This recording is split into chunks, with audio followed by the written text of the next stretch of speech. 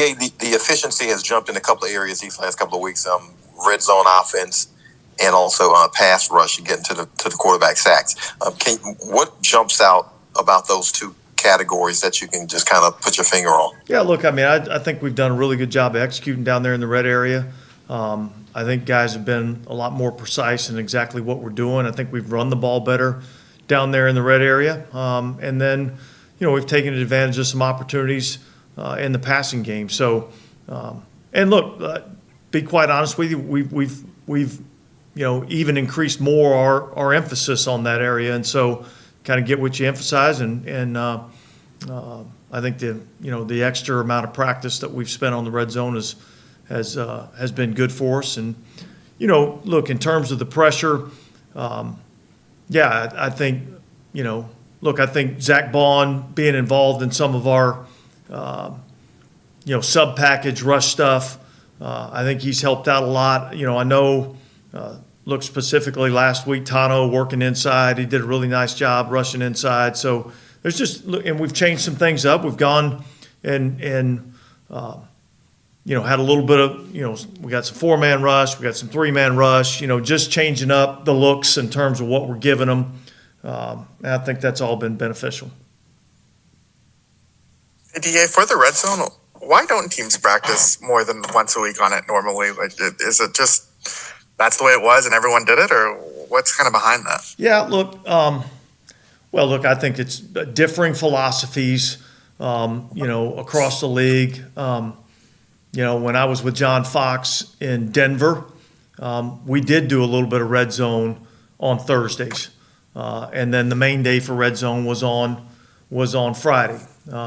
All the years here with Sean, we did red zone on Friday. We didn't work on it on Thursday. So, I just think it's different philosophies. Obviously, it was an area that we felt like, man, we got to figure this out. We can't keep doing the same thing over and over again, expect a different result. And so it was something that we had done defensively a couple of years back when we felt like we needed to improve in that area. And so we really kind of incorporated it with, amongst the whole team. And I really think both sides of the ball have benefited from it.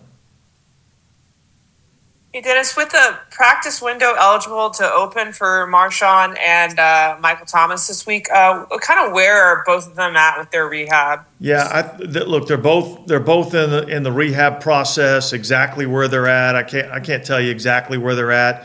I don't expect the practice window to open, and so we'll just keep going through the rehab process and see how it goes, and hopefully, if either one of them's at a position where we feel like they can begin to practice, then we'll open up that window.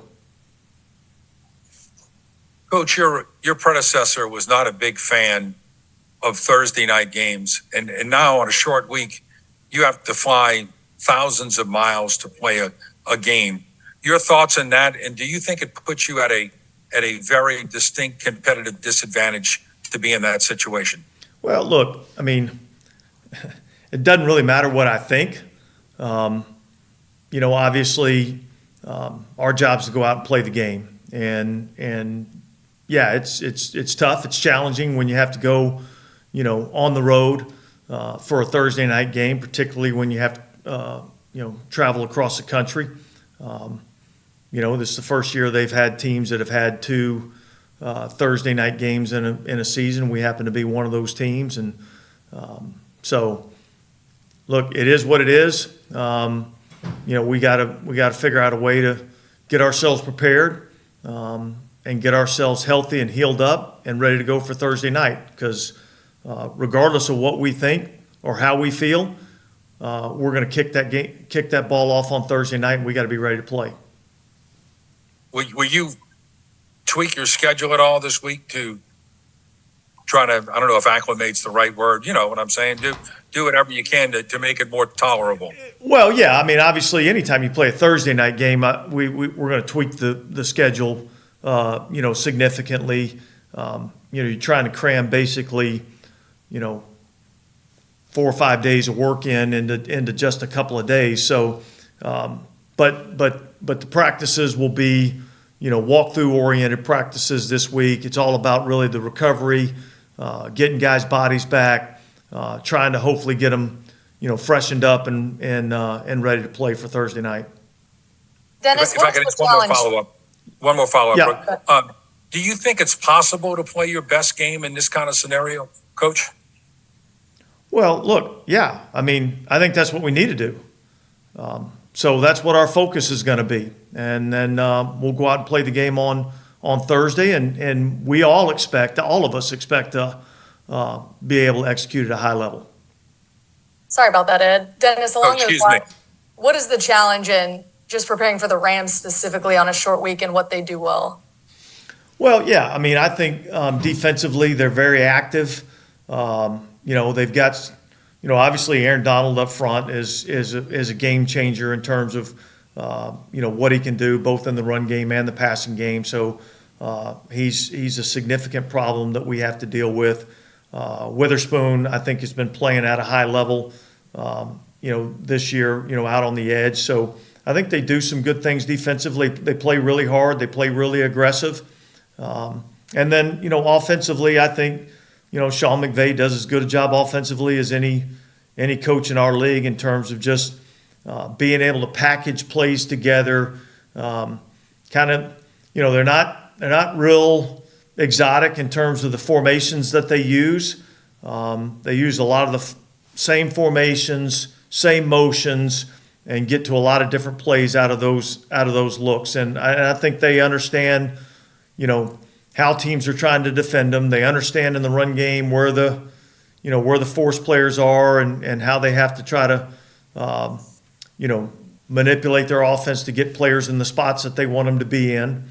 And then I think they do a really good job of executing, particularly in the play action passing game. Given the postseason is still in the conversation, Dennis, what does it say about this team, the way you guys have battled in the last two games, specifically last night, about quieting the noise this late in the season and still having an opportunity? Yeah, look, I mean, our focus all along has really been kind of stick to our process. We know that we haven't always played as well as I think we're capable of playing, but our guys keep coming to work every day. We're working extremely hard.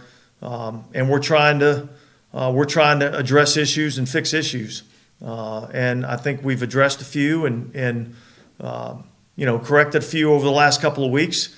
But like I said last night, look, you're only as good as your last performance, and so we put the last 2 weeks behind us, and our focus is totally on the Rams right now. Dennis, on Marshawn and Mike, I mean, is there optimism that they would be?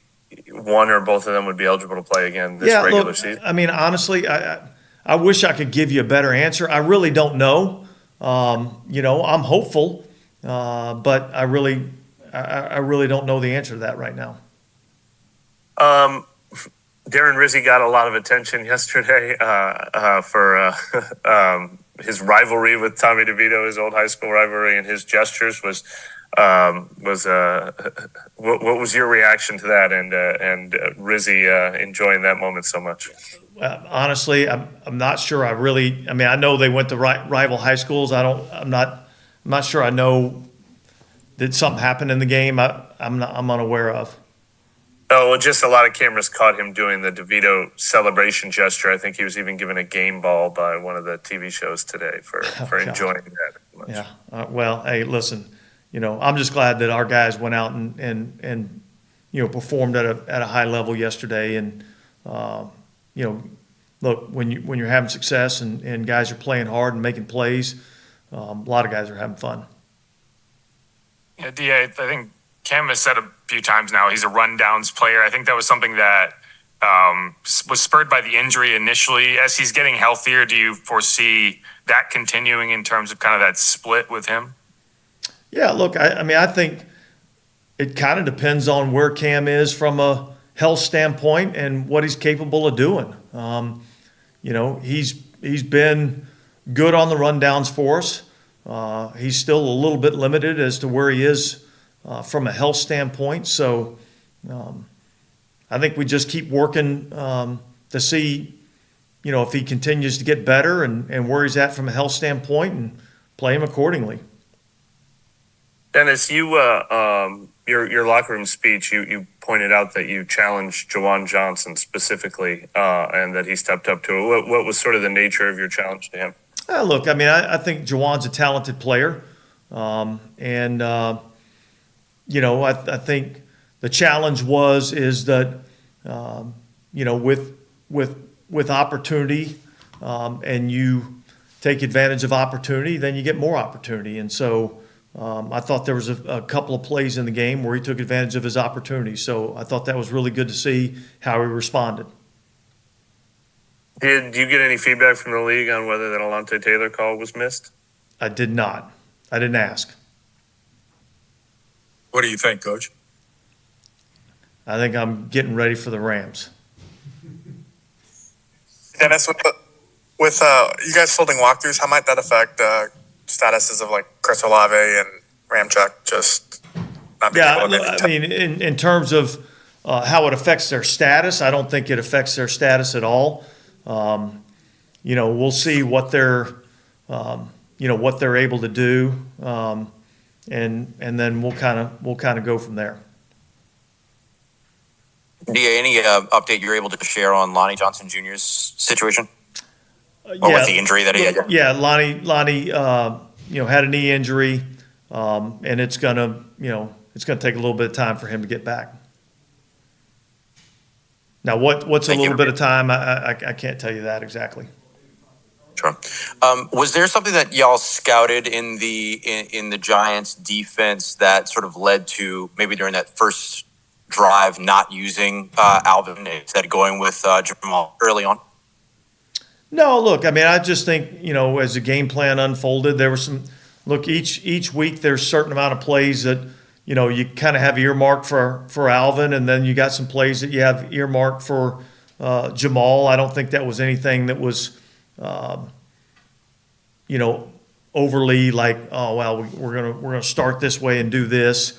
There was a couple of run plays I think that we liked, early. There was a couple of things in terms of protection that we liked early, and so some of those plays went to Jamal. But I think, when it's all said and done, Alvin's going to get plenty of his opportunities, and we need to continue to give him some opportunities.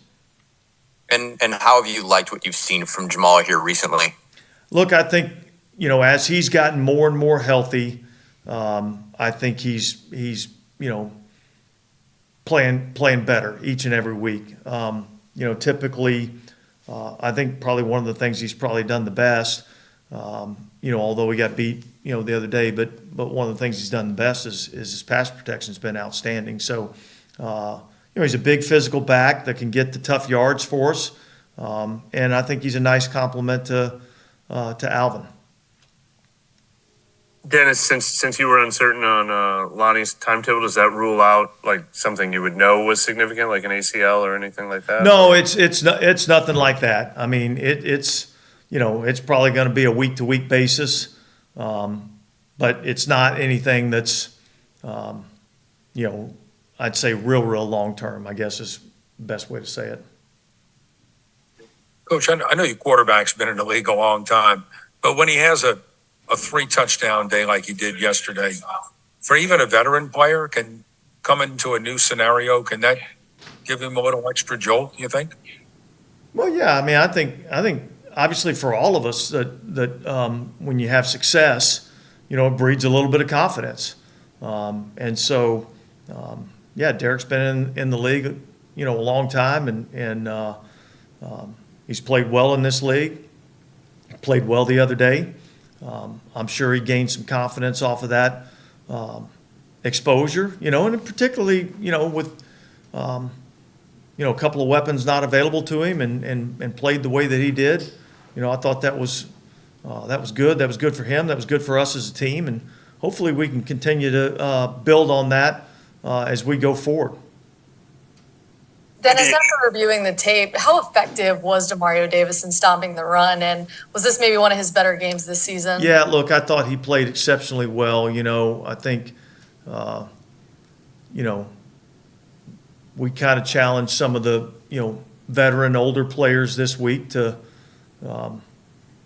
step up and be at their best when their best is required. And I think a lot of those guys kind of took that as a personal challenge, and I thought you saw some of our veteran players really step up and play at an exceptionally high level. I think DeMario obviously was one of those guys. The first part of that game, I thought he was all over the place, and I thought he played really well in the game. So do you need to see something like that yesterday, not just from him, but like just from your team in general after kind of preaching it for weeks, like just kind of that return to form maybe? Yeah, look, I mean, I think kind of being able to get off to a pretty good start. I mean, obviously, they get the field goal on the first drive. We had the penalty on the punt, but defensively, our guys got off the field, on the first drive, 3 and out, and then we forced them to have to kick a 56-yard field goal. So you got to give them credit for being able to execute the long field goal. And then I thought from that point on, our guys, got after it pretty good. So it was good to, kind of play from a lead. And I thought our guys, you talk about rushing the passer. I think that's one area that, allows you to rush the passer a little bit better is when you're playing from a lead and you kind of know what's coming. Dennis, Kyron Williams had, I think, 400-yard games his last 5. What do you see out of him as a runner and within the team in particular? Well, I think they're blocking it really well up front. Their receivers are some of the best blockers in our league. They block extremely hard on the perimeter. They do a great job. They know who to target. They get on their targets. And I think, really both their runners are kind of, downhill, one-cut runners. They're tough runners. They run physical. They get down in behind their pads. They're able to push the pile. I think schematically, offensively, they do a good job of putting their guys in good positions, and I think their guys take pride in blocking in the run game, and they've been exceptionally well at it.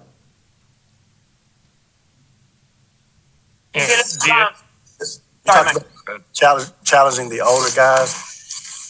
I guess that kind of goes to the red gas cans we saw around the locker room last week. But how was that message sort of received by those guys? Well, look, I didn't ask the question, but I think the answer was on the field on Sunday, and I think that's generally, what you're looking for. I'm not really, asking for a verbal response. I want to see how you respond in terms of your play, and I thought those guys really stepped up this week. Dennis, with someone like Chris Olave, who said yesterday, I guess he's day to day. Does the short week and kind of longer flight make a possible game time decision any tougher to figure out? Like, I guess, would you have to decide if you want that player on a long flight on a short week? Yeah. Well, we're probably a little early in the week to kind of try to think about that. Other than, look, I think we just got to see where he's at tomorrow. I thought he had a good day in his rehab today. I expect him to be able to participate in some form or fashion. Again, it's just walkthrough, so I would expect for him to be able to participate tomorrow in some form or fashion. DA, just to clarify for some online chatter, there were some questions about, is Ronald Curry, Pete Carmichael, how are they operating on the sideline? Have there been any adjustments to the offensive play calling at all over the past few weeks? Or are you kind of doing the same thing you've been doing? It's been the same operation that we've had all season long. Gotcha. Thank you. Anything else, guys? All right, appreciate it. Thank you.